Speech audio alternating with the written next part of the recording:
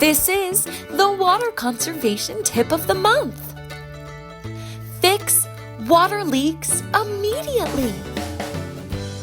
A small drip from one faucet can waste up to 20 gallons of water per day. Over the course of a year, those small drips could add up to over 7,000 gallons, enough to fill a small swimming pool. A leaking toilet can waste anywhere from 30 to 3,000 gallons of water per day.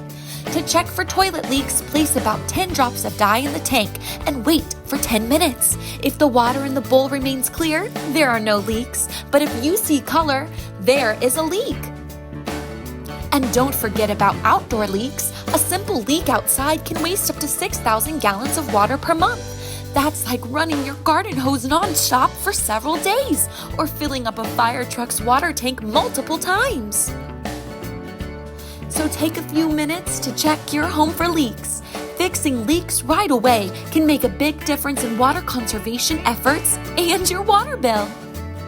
Think smart, save water, save money. This video was brought to you by the Lost Pines Groundwater Conservation District.